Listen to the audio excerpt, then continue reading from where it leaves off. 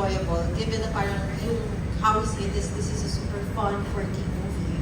How enjoyable was it for you guys shooting this? Does anyone want to? Alright, sige, i-ano natin din. Kasi very interesting din yung character dito nila Kaylee, Yes. nila Karina, nila Kayla. So, Kaylee, kwento ka naman kami.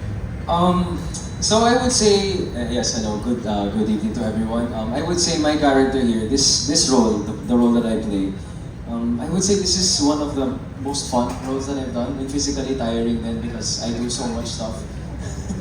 Pero within the cast, I guess me, si character of Noel, character of Karina, and also si Marcos Alex Diaz, they're not here right now. We're one of the youngest because we're still in high school. And that it revolves around that, it still revolves around that hierarchy. Na cool kids, tapos may mga weirdness and other stuff. So, ako naman kasi this is really fun because this is the least serious role that I've done. Kasi after this project, may mga nagawa na akong project na seryoso, yung theater, and then the series I'm currently doing right now. So, it was just a breath of fresh air to do this role. Thank you, Kaylee. Anyone? Anyone else? Sina Victor, Quinay.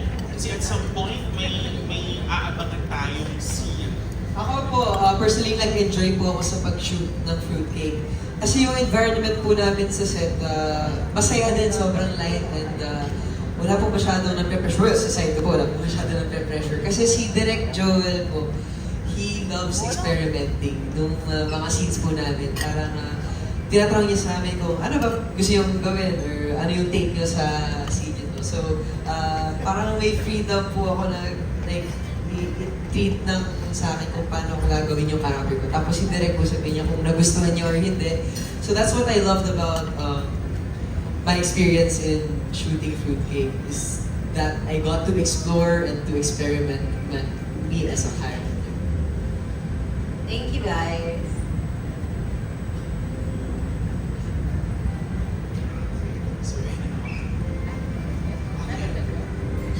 To add na lang to that, I think you can see naman, a lot of us here aren't really used to comedy. So that on its own was already such a good experience na onting bale sa mga intense na ginagawa namin. Na parang, pahinga naman tayo, nice then fun. Yeah. Thank you, Ria. Okay. So, next question naman natin. Sa katabi naman din. Di ba? Hi, ma'am. Hi, so this is Hannah from Inquirer. This question is for Ria, Joshua, and Shane, and Katie. So, nagda-drama roles kayo. So, you got Nag-Aapoy, Unbreak My Heart, and Pira-Pirasong Paraiso. So, how does it feel to step away muna from that drama mode and enter comedy mode dito sa Fruitcake? Okay, I'll go first since nasa pwede yung mic. I think it was such a relief. Yung parang it was a good breaker. Kasi sometimes when you get so into your heavy drama roles, which I know do them also, ganun yung experience, parang sometimes you forget, like, sino ba ako? Like, minsan nauuwi yung ganun, diba? So parang it's nice that we had this in between para kahit pa paano napapagpag talaga. Yun, I think that's baka ako lang, I don't know. Feel ko ako naman. Okay. Okay, go, your turn. Second na po.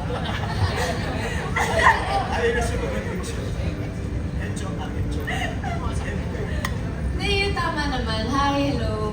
Good evening. I agree with what Ria said. It was really refreshing then, and I really missed comedy then. Feeling ko last comedy was Gordon Bolillo. So, thank you for this opportunity.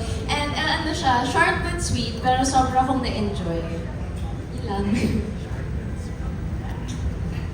Ako ganun lang din kung anong masabi ni Ria at ni Jane. Kasi dun sa break, medyo pasahin ko na ako dun di ba? At least dito, di ba? At least dito, masaya lang, masaya mo sa set, di ba? At walang pressure na parang dadating ka sa set na magpe-prepare ka ng may monologue kang mahaba. Alam mo yun, na hindi ka iiyak, di ba? This was relax lang. This na katrabaho ka, at the same time na relax ka pa. Thank you. Ako naman actually, for me it's relax din kasi ako sa crop top ko eh. May crop top scene kasi ako. Ayan, isa pa sa challenging. Sorry, Katie. Sorry. Okay. So, actually for me it's the opposite because yung mga nagawa ko dati, Fruitcake is the last project that I've done. Teenager ako.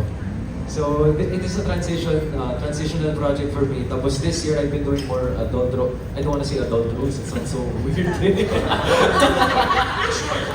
Mature roles, yes. Kasi so it was just a nice bye-bye to my teenage roles. So thank you Direk, thank you Great Cinema for casting me and yeah, I'm happy to be. Thank you for considering me a drama actor right now. Thank you sa mga answers ni Rhea, Katie, Jane, and Joshua. Okay, any more questions? Ayun, for Rhea, Joshua, and Jane ulit, so close talaga kayo behind the scenes. So, meron bang, can you share any moments na habang pinifilm niyo to, parang gusto niyo sabunutan niyo isa't isa? Gusto niyo awalan niyo isa't isa at sa... Si Joshua, char. Parang wala namang ganun. Wala po. It was such a light, like, working environment. And yun nga, it's nice to be, actually kami ni Jane, iba yung dynamics din sa serya. So, it was nice din kasi si Josh, parang sa sobrang busy niya, doon na talaga ulit kami nagkita. Yung parang sarakat na paunta kami yung schedule ko. Diba? Diba? Ano Ibig ba sabihin, pagkakaibigan magkakatabi rin na tayo. to? Oh, tsaka sa test, clingy talaga katabi ko. Yeah. Thank you. Thank you. Alright, thank you. Okay, we have also a question dito sa may likuran. Good afternoon. Yung first question ko is for Joshua. Si Joshua kasi nakilala namin na noong una sa mga Love Team movies. Diba? So first time mo gumawa, Joshua, ng barkada movie naman. Yes po, first time ko makagawa ng ganito. Parang Jologs. Kasi yung Jologs na panood ko before eh. Parang, imagine, dati pinapanood ko lang, ayun pa, dati, ano? Oh, ngayon kasama ko na yung cast ng Jologs, di ba? Grabe siya. It's an honor. Sir Kanina po kayo namumuro sa edad Ikaw yung Katie Pinakikita kita. Pero Joshua, may pressure ba sa'yo knowing na parang ikaw yung bida dito sa movie? May pressure ba na mag-isa ka at walang love team? Okay, first, hindi ako bida sa movie. Lahat kami bida sa movie. Pero parang ikaw yung pinaka-lead doon. Hindi ah. Parang si Rhea. Rhea, ikaw talaga bida dito. Wala mang pressure, ma'am. It's really just an experience for para sa amin lahat, di ba? Na makagawa ng comedy. And as an actor kasi gusto ko may trabaho palagi, di ba? At least, mas maraming experience, mas maganda, mas mag-i-improve ka sa craft mo. So, ginagawa ko lang din talaga kung ano yung comedy. So handa ka na talaga, Joshua, na as a solo actor, hindi na ma-identify sa love team. Parang matagal na nga yun. Last kong love team, na like love team talaga is Julia eh. And then after nun, marami na ako nakatrabaho. Ako na-enjoy ko yung ganun na. At least, di ba, nakakapag-explore ako, get to work with different kind of, different actresses, di ba? At naniniwala ako na mas mag-i-improve ako, di ba? Sa mga susunod ko pang project. And ngayon, I'm partner with Jody and Gabby, but ibang-iba. At least naiiba ako, di ba? Hindi mo pwede lahat love team. O at least nakawala ka na nga sa ganun. Kasi mahirap kumawala sa love team, di ba, Joshua? Hindi ko alam. Mahirap ba? Di ba? Kasi masyadong possessive yung mga fans, tapos yung mga naghihiwalay, di ba? Usually, naiiwanan yung lalaki, ganyan. Pero ikaw, nakapag-build up ka ng sarili mong career. Hindi ko rin alam, ha? Ayaw mo lang magsalita. Kasi sa ibang love team, nag-work yung ganun eh. At same sa real life, sila din kasi. So parang okay lang din. Di ba? May mga tao na pinapalad magka-love team. May mga tao na lonely. Lonely. Lonely ka ba? Hindi naman. Parang happy naman. Hindi. Oh. Ikaw lang. Sige, mamaya ka natin, Josh. Okay, salamat, ma'am. Si Empoy naman. O, si Empoy kasi box office star na rin to, di ba?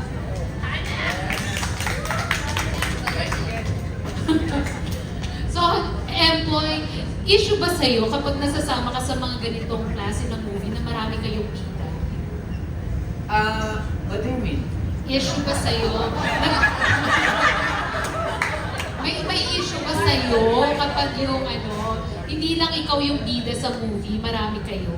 Ay, hindi naman po, mas masaya nga po pagka may mga ganung pagkakataon. Kasi, siyempre yung mga nagawa ko before, may mga tambalan, tapos may mga sidekick ako sa akin.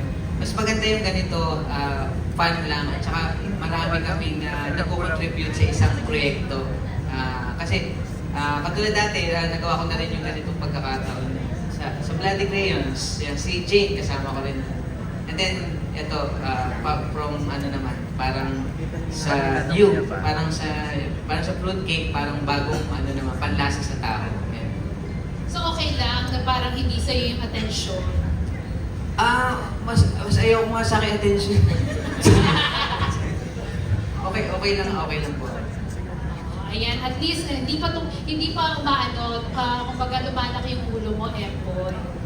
Hindi, wala naman lumaki si Jollibee lang ang lumaki. Wait, si Jollibee Kasi ko may kayo. mga ganyang aktor.